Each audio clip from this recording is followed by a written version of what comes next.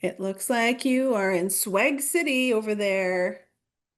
Ames, I'm living the dream, man. I'm in an RV because I'm in British Columbia on Vancouver Island, and the rain mixed with the cold, mixed with cougars. And not talking about you.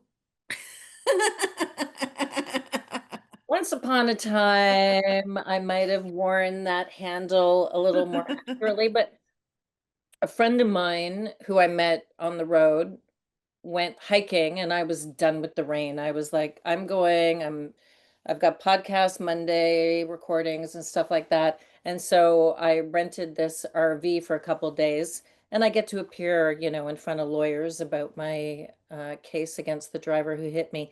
He sent me a photo that night of a cougar in a tree above him on the pathway and another photo of a big black bear and her two cubs on the path.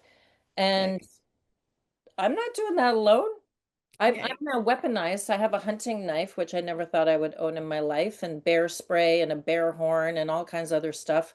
I look like was it Lara Croft in the movie? Laura Croft? Tomb Raider.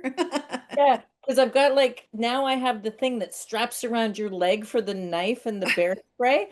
And I'm like, I'm not leaving the RV, but I'm just gonna wear it because I feel like I look cool. I think you probably would. Two, no offense, but I can't see you stabbing a cougar.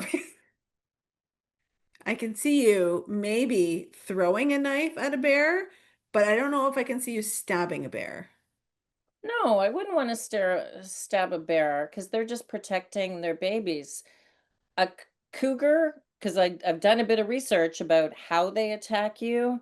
And of course, now Buddy is on a very short leash whenever we go into the woods, not his 20-foot one. Well, he's But also an escape artist, so there's that. he is an escape artist. He keeps running into the forest. But the way the cougars try and kill you, it is nasty, like jumping out of trees, stalking you, and they go for the head and the neck. I'm like, I will stab the bejesus out of you if you try and go after my head and my neck with their Me- big, huge jaws. So now my whole plan to camp across Vancouver Island, no, it's cold, it's rainy, and there are cougars. So Meanwhile, I have a lovely family of deer of five that come and visit us and they eat our pumpkins and our apples and they just hang out and they have a great time. And they're spooked by us. So I do feel it necessary to tell you that when you were on your trip and I was animal sitting, I saw them first. I did. They were on the road when I was coming home from the grocery store one day. So I think I wooed them to your. I mean, I feel like you would have taken that experience first. I feel like they've been coming around for a while, and I don't know if you saw my pictures a while ago, but I was able to approach them and they just looked at me and it was very like emotional. So I love that they're coming around. It's good. I when I saw the picture, I thought they're waiting for my favorite little person to come outside for the school bus and they were just gonna like wave goodbye to her in the They're morning. just hanging. They were just standing at the end of the driveway, like, where is she? We want to say hi. Oh So man. All right. Well, who do we have on today? Heather Badenoch, and I don't want to give it away, but she did an extraordinary thing for another human being. And I asked her to be on because it does take a big leap of mental health to do what she did, mental wellness in her case. And she saved somebody's life. Amazing. I don't want to ruin it until she's on, but she No saved something. spoilers. All Yeah, right. No spoilers. no Solid. spoiler. I guess our viewers will just have to continue watching us. Well, that's what we hope because it's really good for the YouTube algorithm if you watch until the Just end and keep like watching. and actually YouTube changed its algorithm a bit and so you have to press the little bell for notifications and they're in the process of changing some other stuff. So I'm watching it a bit, but like little bell, subscribe, all of that stuff, and we really appreciate it. We Yeah. continue to grow. One of our shorts last week, I told you this, got like 500 views in an hour or something like that. So Awesome. we got momentum happening. Nice. All Mhm. right, for all our viewers, we're gonna let Heather in and we're gonna talk the shit out of shit. Talking the shit out of shit. Hold please. So, Amy, you know how when you hear I gave a piece of myself, which I know that you do with your senior clients and their families, this story's going to take the cake. Heather Badenoch, I've known her for a very long time. She is the owner of Village PR, and we have had an opportunity to work together fairly recently. And Heather gave a piece of her liver to save someone else. Amazing. And so I have been a champion of organ donation for a very long time since I did something with the Toronto team. And we're going to talk to Heather about everything to do with that and also the mental health, because we're a mental health podcast related to giving a part of yourself, literally. Wonderful. Heather, welcome. Thanks so We're much happy for to have having you. me. Can you tell us a little bit more about your story? Because you're new to me, and Kim likes to leave all her surprises till we're live on air. So, so tell me a little bit more about you so that our viewers can know. Yeah, so I several years ago saw in the paper so this is the power of media, as you both know, a little girl who needed a liver transplant. And she was eligible for a living donor. And what really jumped off the page at me was that we were the same blood type. And so I made a snap decision. My husband likes to remind me that I applied first and told him later to donate to her. And I was pretty excited. And so that's how it started. And the wonderful news a couple of months later was that she received the piece of the liver that she needed from the dad of one of her school friends. But I'd already been prepared to give to a stranger. And you can just ask the hospital, keep me in, coach, and match me up to whomever needs it the most. So that's what we did. Okay, before we get to, I guess, the emotional experience, what was the physical experience like? Because when you talked about it publicly for the first time, you and your husband Paul, there was a picture of you in a hospital walking with an assistive device. You obviously saved a life. What did that do to your body before we start talking about the joy? Mm-hmm. Physically, I think the most important thing to know is that your liver grows back. So you can give up to 75%, No. and it grows back in 5 or 6 weeks. What? And so it starts regrowing 2 days after surgery. It's back to full function sometime around day 10, and it's back to full volume around 5 or 6 weeks. And donors have an MRI at 3 months out to confirm that everything looks good.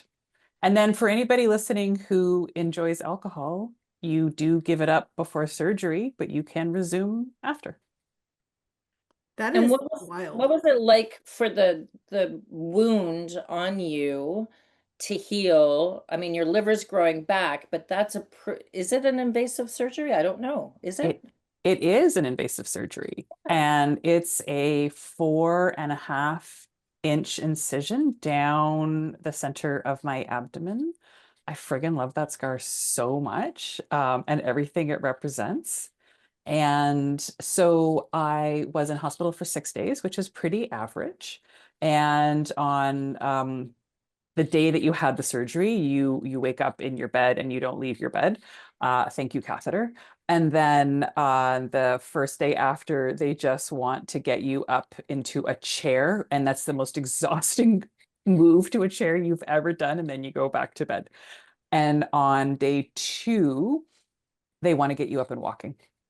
And there's all kinds of reasons, but the blood clots, but activity is just, it's good. Get your body moving again. But they warn you during the screening process that day 2 might not feel great. Like it might be your least favorite day. But the photo that you referred to that I shared, that's day 2. And I'm like beaming because the Yeah. drugs work. And Sure. so you're not feeling any pain. You're still connected to a morphine pump at that point that is strapped to your thumb and you're self-administering. Um, That's wild. it's controlled. You can't hurt yourself. And the nurse will remind you, like if it's been a while. So before we'd get up and walk, she would say, it's been a while. Just, couple hits and then we'll get up and go for a walk. And then from kind of the rest of the time until, the 6th day, the Wi-Fi was good. I watched a lot of RuPaul's Drag Race. I Oh, did yeah. laps. Can I just say that the laps are beautiful because I also saw people recovering from having received an organ.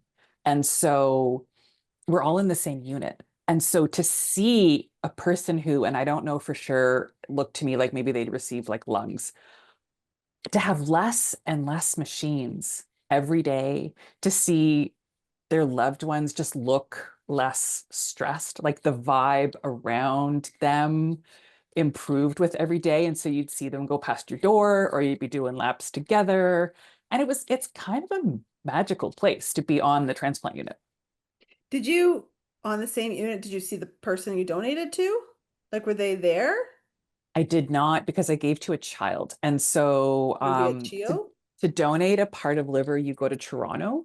Oh, In Ottawa, the transplants that are done in Ottawa are deceased kidney donation, living kidney donation, and heart transplants.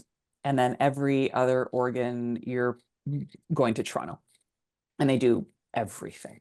wild. And so my recipient would have been at Sick Kids. That is so interesting. I'm just curious now before we move on for a second.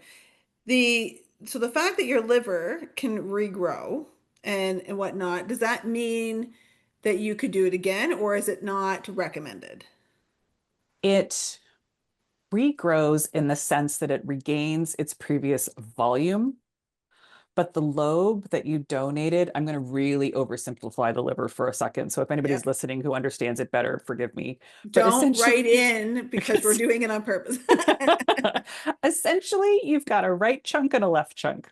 That's the medical terms. And the left lobe is really, it's the smaller side, and the Okay. right lobe is your bigger side.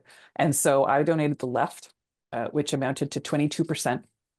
And that's what that child needed. The left lobe is gone forever. Hmm. The right lobe gets bigger. And so that's what we mean by it grows back. Interesting. Yeah. So I've met your beloved. Mhm. When you said to Paul, I have an idea. No, no. She said to Paul, I did something. I did a thing today. I did a thing. I did a thing today. What was that conversation like as a long term? Because I do know he's very protective of you, your relationship, and your dog family. Was he worried? Like, what, yeah, how did it go? Yeah. He was supportive but afraid. Yeah. And which is a very healthy, if you don't have fear, then you haven't done enough reading because it is a major surgery that the donor doesn't need. And so, but we talked about it a lot, talked about why, and he understood why. We met online. He had been a volunteer in various places. I mean, we connected fundamentally for lots of reasons because we're the same in a lot of ways. Can I And just throw in that you weren't exactly in the same country either? thankfully, he had just arrived in Canada when we met. But I do like to say that I swooped in. He didn't get much, but the dating pool in Ottawa didn't get much of a chance. He didn't get 'Cause much playtime in Ottawa. because it was immediately apparent that this was a quality human being. And Nice. I say like 17 years later, 17 great years later. So he came to appointments with me. He would come, so I would go to Toronto for testing and appointments. And post COVID and during COVID, a lot of it this shifted to online, but I had a lot of like in-person testing and appointments, which is helpful and important and good conversations and needed for informed consent and the most thorough health checkup of your life. And so and you meet with the range of professionals from like social workers, you have a psych eval, you get a x-rays and all kinds of scans, but you also actually meet with like a transplant surgeon, like they're part of your process. And I met this one surgeon a bunch of times before it happened. And during one of the meetings, I mean, he turned to Paul and he said, how about you? And like no rush, all the time in the world, this incredible skilled transplant surgeon, just what's on your mind? What are you thinking about? And so Paul could have asked whatever he needed to ask. That's amazing. Yeah. Do you know much about the person that you donated to? I know zero about the person that I donated to. Interesting. It's called so most people who donate direct their donation to someone that they know. Mm-hmm. And if you leave it up to the transplant team to choose your recipient, it's called a non-directed donation. So those are less common. There were 4 of those in the year that I did it, although this year they're probably going to hit 2021 non-directed donations. What I do know, and I'm going to look to the right as I say this, because I've had 3 anonymous updates since doing this 7 years ago, Yeah. and have been told that my recipient is alive and well. Yay. Yeah. Amazing. Yeah, we do not have the option or opportunity to meet. That's not done in Ontario. It is done actually in some other provinces. I'm completely good with that. So we can exchange letters anonymously. I've written to them. They have not written back.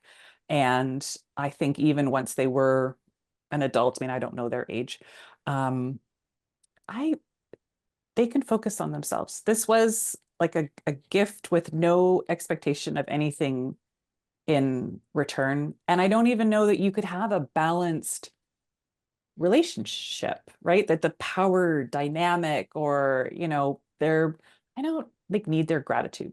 Life after transplant is a treatment, not a cure.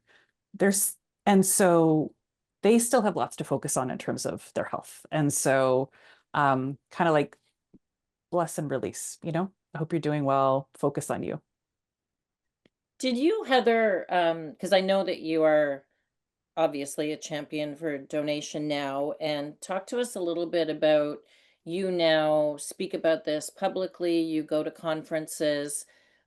I've been registered since I signed up for the bone marrow thing a long time ago, and um I might be aging out of the program at this point, I'm not sure.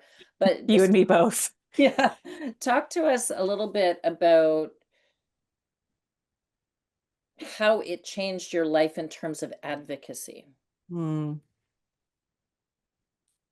I donated knowing that there aren't enough deceased donor organs for everyone who needs one. And that's why, I mean, it's arguably barbaric to be a living donor, right? It's beautiful, but it's also pretty invasive. But you do it because there aren't enough deceased donors for everyone who needs one. And so I think that the more involved I got with the transplant community and the more you make friends, you go to events and you meet people who are recipients, you meet people who are waiting, you meet people who didn't get the families of people who didn't get in time. Like you hear a lot of stories Mm. and it really drove what I do, which is because I do communications and then because I have this living donation experience, started volunteering to help people with their appeals to find living donors.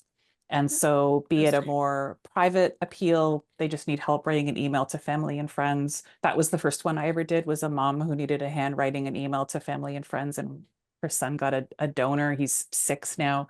And or people sometimes need help with a more public appeal, calling a newsroom, doing social media, whatever that means for them. And there are plenty of people who can do this for themselves. Toronto General offers a free course that they run all the time, and it's also on YouTube. Like anybody can access this course anytime. how to find a living donor. There's templates, there's materials, there's all kinds of pieces. There's a 90-minute video, or you can go to a live session, right? They're really, really supportive of appeals. But there are also people who go to these sessions and they face more barriers than other people for any kind of, maybe they don't understand or they're not comfortable with technology. They're newer to Canada and don't have a network. They face systemic racism, which we absolutely see in the transplant system. There's all kinds of reasons why there are people who have a harder time. And so those are the people that I volunteer with. Do you have a cape in one of your Oh, closets? you're so sweet. You were No. like one of my favorite people. I know we just met, but that is like amazing. Kim, I haven't teared up on a podcast in a while, and Heather has gotten me here. Oh, And I that's just sweet, Amy. like, And you're talking about her wearing a cape, and I was just thinking that if you're going to wear a cape, the other thing you could do if you're wearing a bikini, because I know you have a beautiful backyard, you could say that you got in a fight with a pirate, and that's what. Um, Oh, cute.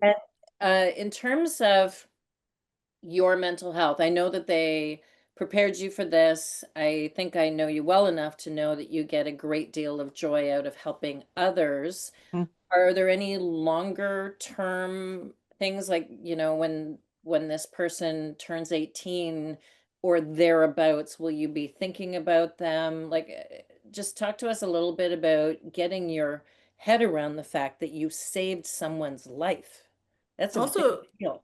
also just like, how did you get there? Like, I mean, there's a snap decision, like you said, but Mhm. like it does have a lot of like you're going to be thinking about all the things. So like tell us all of the things. Like how did you There- get there and mentally prepare? And then like knowing this person's like growing up in a world because you helped is like amazing.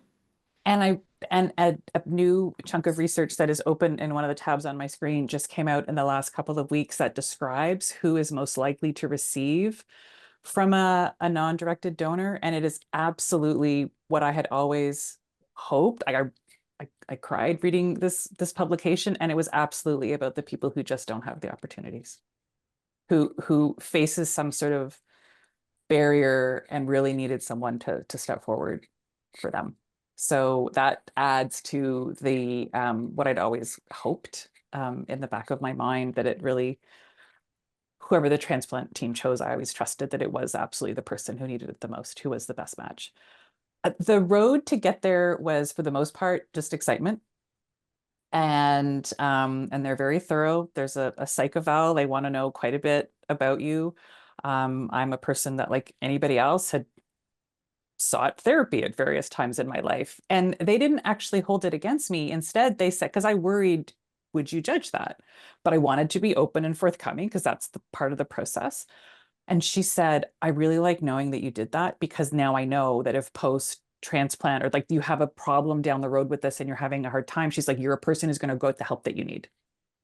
Nice. And it was a nice way for them to frame it and to look at it. And one of the things that they found during my process is that they want you to recite the possible complications. As part of informed consent is to really list off, like, Oh, infection, this bleeding, there's all the things that might happen. And death is a possible complication that they have to discuss with you. Oh, And I always just said, yeah, but you've never lost a living donor in Canada, not at Toronto General. So like, I know it's going to be fine. And the transplant surgeon that I was meeting with said, sure, but as part of conformed consent, like, I need to know that you're taking this seriously. He said, like, there's been living donor deaths in the US. And he said, so I'm assigning you to go look them up.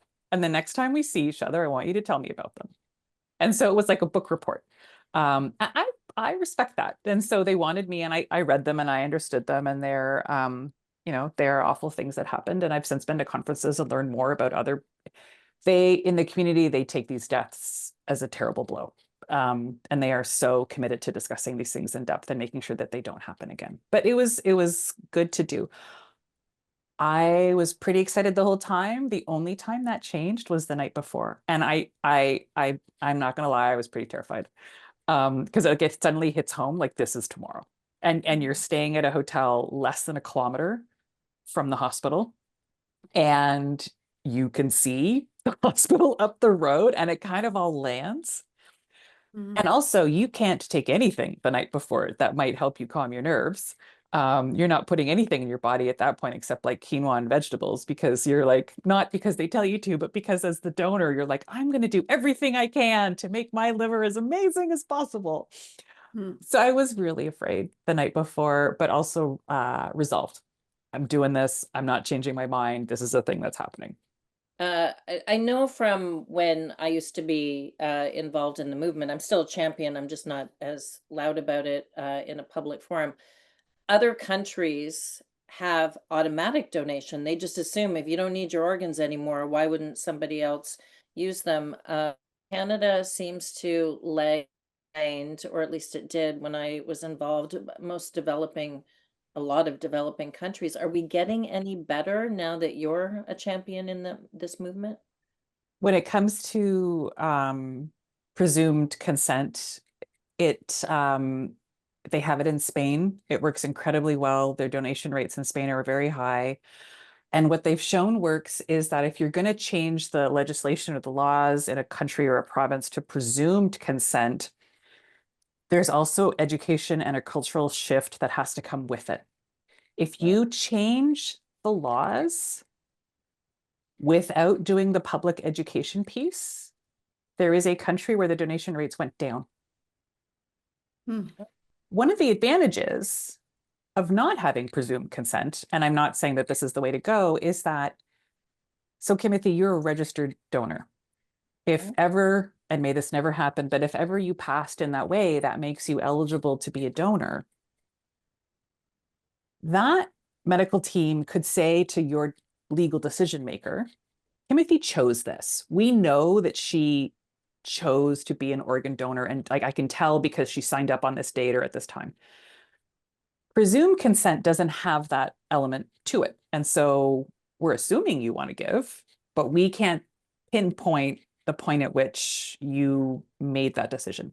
There's a big education piece that comes with it, and it's coming in Canada. And there's really good work happening to bring this in, because the legislation accompanied with the education piece can absolutely make a big difference. Also, something that happens within hospitals, within the medical system, is something called mandatory referral. And so within hospitals, if you have a patient who has died, is dying in that way that may make them a potential donor, mandatory referral means you must reach out to your organ donation um, organization in your province and let them know. And that's not an optional thing where, out of the goodness of your heart, you identify that person in your ICU. So, sorry, you mean that the doctor who's attending the person that might be dying has to reach out to say, this person is dying, they have this organ we need. Yeah. And then is it just to like have that professional piece behind it that they've like, do you know any more about that? Can you explain a little bit more? I know that so like critical care doctors, so like ICUs, emergency rooms, if they have a patient who is dying, has died in that way that may qualify them to be a deceased donor, that they must reach out to their, and I can't tell you if it's like within their hospital, or but I think it's their provincial organ donation organization to set the wheels in motion. And Basically, so they don't just like take the harvest the organ and like nobody is aware kind of scenario, probably just. the opposite, so that the person who might be a potential organ donor doesn't get that chance. What if that Mm. family is never approached? What if that family is never asked? What if the critical care doctor doesn't know how to spot the criteria for a potential Mm. donor? What if it's a really busy night, and not for lack of care, but just, you know, they don't want potential donors to be overlooked. Mm. So the risk of organs being retrieved without consent is zero. Like that's not going to happen. The worry is that a person might be a donor, and the critical care doctor doesn't speak up to the right Doesn't people to set the doesn't wheels catch in it. motion. Interesting. Yeah. Yeah, I can see that. Just like a busy night in ICU and or emergency rather, and like who knows, right? So interesting. I'm all for organ donation. I haven't considered and I haven't looked into living organ donations, but I'm of the mind of like, what am I going to do with everything when when I'm dead? I know that's a bit morbid, but it's like, what am I going to do with True. it? Somebody might as well use it.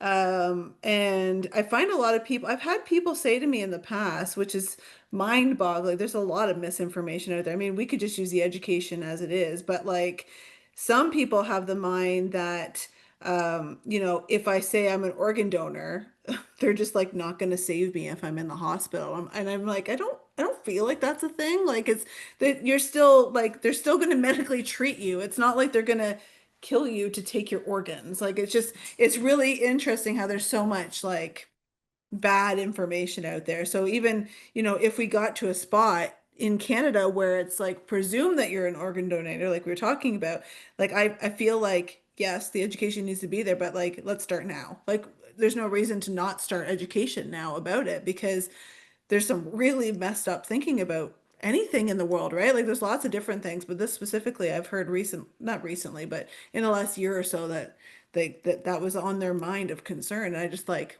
it was kind of mind-boggling to me. And it had never crossed my mind that somebody was going to off me to take my organs. Like it just There is absolutely misinformation out there. Some of it, though, fairly rooted in how different groups are treated within the healthcare system. There Mhm. are absolutely groups that, for plenty of not just historic, but current reasons, don't trust the healthcare system. They don't trust systems Fair to enough. look out for them, right? I mean, Yeah. systems um, were, in this country created and designed and built for and created by and mostly maintained by white people. And Yeah. so we absolutely recognize, and the research is ongoing into how to build better trust so that we hear things like that and we know that that misinformation exists and you kind of have a sense of also where it comes from Yeah. I and get to that. work to correct it. And so one of the really brilliant things that exists at Toronto General is the African Caribbean Black transplant group. Hmm. And it is a group of donors and recipients and caregivers who, within their community, offer support, who go out and talk to other people from within their community, who host events, who host forums, and have really, really good conversations within their community, which rightfully Mhm. has plenty of very, very valid current reasons to mistrust the healthcare Yeah, I system. get that. Yeah, Black women are less likely to be given pain control during childbirth. That's current. that's messed up. Yeah, it's very messed up. The other Oh. thing that I wanted to emphasize as well is, by the time a will is read, you're long Hmm. gone, right? And I have, as Amy knows, taken some steps recently before I left Ottawa to make sure that the people who will make decisions about whether or not, oh my God, your dogs are so cute. Look at them wagging their tails. Um, the people that would potentially decide on unplugging me, do not take extraordinary measures if something has happened to me. Those human beings know now that I support donation. Yeah. Yeah. You got to be able to communicate that within your family, or to Kim's point, like she's got specific people in her will and whatnot that, they need to know before that happens and they have to wait out the will. Um, yeah, it's quite interesting. I'm always open for open communication, which is, just making sure people know what you want because there's so many families and individuals that just don't talk about anything, especially when it has to do with death. They don't want to talk about it. They put their head in the sand. They basically are like, if it's gonna happen, it's gonna happen. But there's like so many other pieces that even just if you look at just the organ donation alone, like it could be, I don't know how many different organs we can donate, but you can also donate other things, right, Heather? Please make me sound smarter than I am at the moment. But there's like a lot of other things you can donate. Absolutely. You're totally right. So you can, I mean, absolutely talk to your family, tell them your wishes, make sure that they know and they feel good about taking that decision if they, and may they never, but if they need to. You're actually more likely to need an organ than you are to be able to donate one Hmm. as a deceased donor. You can donate 8 solid organs, we call them solid organs, plus tissues, eyes, bones, In plus for burn victims too. absolutely, absolutely. You can also offer yourself up to science. There is incredible transplant research happening. The conversation that I've had with my family is, I mean, A, I'm a donor, which they know, but B, if someone says, can we connect like a pig kidney to her, I'm like, yes, yes, you can. Like I've told them, whatever it is, advance the science. Yeah. Like I get like you're not what are you going to do with it later, right? And it's I think people are very I know people are very sentimental, right? With when someone that they love dies and they want to have that very traditional exit and ending, right? The open casket or the um cremation or all of that stuff, which I understand. And so maybe I wonder if you've heard of anything, but maybe there's some something that people can do, like if their loved one's an organ donator and that, they don't have the body to do what they want to do with, perhaps. I wonder if there's other things that they could do. Like you can do celebrations of life and stuff like that, but I feel like people are very attached to the physical vessel that we're in. And it's hard to get past sometimes. Yeah, absolutely. And I had an Anishinaabe friend who, we had great discussions about organ donation and cultural beliefs that, the body must be buried whole and different ways that, things connect. And but also there's nothing about you could still have an open casket if you're an organ donor. Yes. So if you donate skin, it's coming from a part of your body that is not going to be visible. If you donate your eyes, they will put something in that, like to make it look full for the open casket. So you can be an organ donor and still have an open casket funeral. Do you know, I don't remember, but you might have it top of mind, like how they have to harvest organs and stuff pretty quick, eh? After a death, I'm guessing. Do you have any idea of like time-wise, just for interest So purposes? yeah, so we when we talk about the organ retrievals, there you can be an organ donor through brain death. You can also be an organ donor through circulatory death. And there is something, and I don't get into like, I don't, not qualified to get too into the weeds, but there is like a 5-minute hands-off rule. And so a person must in fact be like, must be dead for 5 minutes before anything begins. And then the retrieval process can begin. But the rule and at one of the conferences I was just at, they care so deeply about honoring the body and being sure. And they talked about brain waves and heart and oxygenation, like the amount of, I wish patients could see or hear the conversations that happen at these conferences and the level of like care and dedication that these medical professionals have in terms of how to set these policies. And Heather, there was, I think it was a YouTube video or something, but there was an amazing, probably a year ago, video that went out that showed someone being escorted to Oh yeah.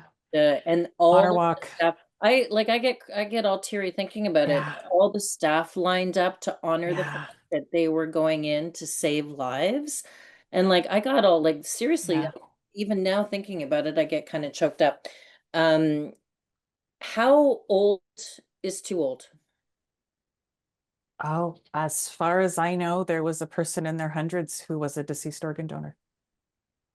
Very Nice. cool. It might, Always assume that you can. Yeah. yeah, it might depend on which organ. It might depend on like, yeah, Yeah. that's wild. Yeah. What But an eye-opening always, discussion. I went, I think 20 years thinking that like someone's gonna call me one day and And freeze. me during one day. Wait, start Like again. Start again, Kim. I once upon a time, and I did this story for my TV days and said at the end of the TV story that I did, and it was a young person who needed a donor in Ottawa that I was doing the story on. And then I went through the process on television of becoming a potential bone marrow donor, and how it's really not as painful as you think for the needles that need to get into where they need to get. And then besides, you're saving a life. I get needles in my spine now from a car accident. So, I mean, I could have done this, but then there's an aging out of certain things that you can donate because you're kind of expiring like the cheese in the I fridge. know, I know. It's oh, that's a great analogy. We're expiring like the cheese in the fridge. And it varies by deceased donation, living donation, which Yeah. organ, stem cells. And so stem cells, and now it's a cheek swab to get into the registry. Mm. And because I sounds like you and I got into the registry when it was still a blood draw. Yeah. But we've aged out. Yeah. So you've got to be 35 or younger to get in to the registry. They'll still keep us in. We're still in there, but we're probably not getting the call at this point. And but then for it to be like a living liver donor, it's 60 or younger. Kidney donor is kind of, they don't put upper limits on it. And then deceased donation up into the hundreds. That's incredible. Hmm. Yeah. Wild. I'm just I'm just thinking, like, as a senior citizen, what an amazing decision that is to still find value in donation, even if you think you've, what did Max Keeping say? Used up your body and slid in sideways. And that you can, Oh, yeah, and I think the end of that saying goes, because I had a really good time, but that you could still help someone else have a really good time, even as a senior citizen. That's amazing. absolutely. And you can potentially, depending on what your illness is, be an organ donor following MAID. Oh, interesting. Yeah. Oh, that's Depends on the underlying disease. right. But yes, if you and you won't be able to do MAID at home, you would have to do MAID in hospital. But you can be an organ donor following MAID. Interesting. I was on the board for Bridge for the first year, just helping them set up. But of course, because I travel full time, it became uh, a little difficult for meetings where my Starlink isn't working all the time. And for me, it was an extension of choice of what to do with your own body. And I'm a supporter of MAID, and Yep. Yep. I Abs agree. abs absolutely. And registering to be a deceased organ donor is also not like a blanket gift. You can choose to exemptions. If you're not Yeah. comfortable offering it all up, if you feel a connection to any particular part of you that you would not like to give, you just register that way. Yeah. So you don't have to give it all. You can just be certain things. If there's a part of you that some people, I think a common opt-out is either skin or eyes, where they Yeah, I just think I people, think people get creeped out about that. yeah. Yeah. So you can just list it as an exclusion. I think we've watched too much Silence of the Lambs. Totally fair.